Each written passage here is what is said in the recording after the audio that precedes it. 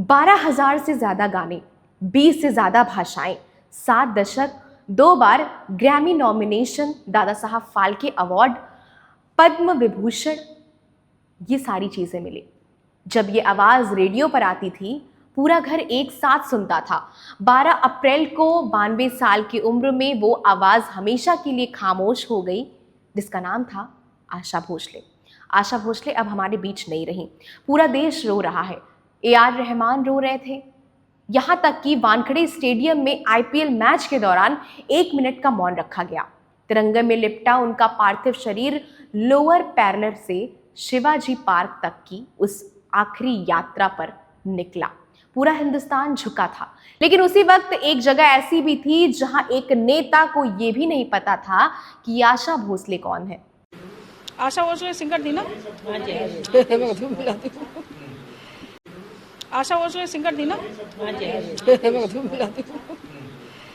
आगरा, ताजमहल का शहर, प्यार का शहर, वहां की मेयर हेमलता दिवाकर कुशवाहा बीजेपी की नेता एक जिम्मेदार पद पर बैठी है। जब मीडिया ने उनसे आशा जी के निधन पर प्रतिक्रिया मांगी तो उन्होंने पहले बगल वाले से धीरे से पूछा, क्या आशा भोसले एक गायिका थी?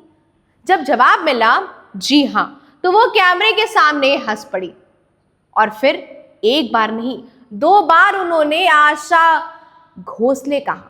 ये वाकया आगरा के बीजेपी के ब्रज प्रांत कार्यालय का है। वहां नारी शक्ति बंधन अधिनियम पर जागरूकता कार्यक्रम चल रहा था। मेयर मुख्य वक्ता थी, यानी जो महिला नारी शक्ति का झंडा उठाकर मंच पर बैठी थी, उसे नहीं पता था कि इस देश की सबसे बड़ी नारी शक्तियों में से एक आशा भोसले कौन है। ये सिर्फ एक नेता की गलती नहीं है, ये एक सिम्टम है, एक बीमारी है। इस देश में नेता बनने के लिए क्या चाहिए? जीके? जी नहीं। संस्कृति का ज्ञान? बिल्कुल नहीं। इतिहास की समझ? नहीं। बस चाहिए सही पार्टी का टिकट, जाति का समीकरण और चुनाव जीतने का हुनर। बस आशा भोसले ने 7 दशकों तक 20 से ज्यादा भाषाओं में 12,000 से ज्यादा गाने गाए, गिनीज वर्ल्ड रिकॉर्ड में नाम दर्ज किया।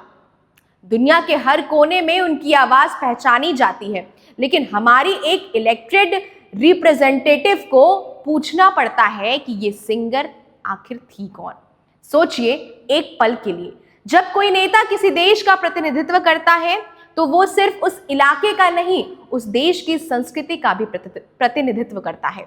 आशा भोसले सिर्फ एक गायिका नहीं थी, वो भारत की पहचान थी, जिस भारत को दुनिया संगीत के लिए जानती है, जिस भारत में राग रागिनियों से पूरी दुनिया को मनमुग्ध किया। उस भारत का प्रतिनिधित्व एक इलेक्टेड नेता ये नहीं जानता कि उस भारत को सबसे बड़ी आवाज आखिर थी कौन।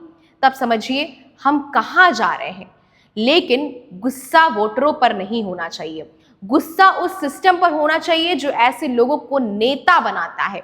आज मुंबई के शिवाजी पार्क में आशा भोसले जी को पूरे राजकीय सम्मान के साथ विदाई दी जा रही है, लेकिन तिरंगे में लिपटी उस आवाज को जो 12,000 गानों में जिंदा है, आज अंतिम सलामी दी जा रही है। AR रहमान रोए, मीना मंगेशकर व्हीलचेयर पर अपनी बहन को आखिरी बार देखने आई।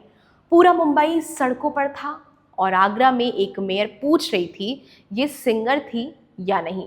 ये देश आगे कैसे जाएगा जब जो लोग इस देश को चलाते हैं उन्हें इस देश की आत्मा का ही कुछ पता ही नहीं है। इस खबर पर प्रतिक्रिया जरूर साझा करिएगा। तब तक के लिए बने रहें जनपद के साथ। धन्यवाद।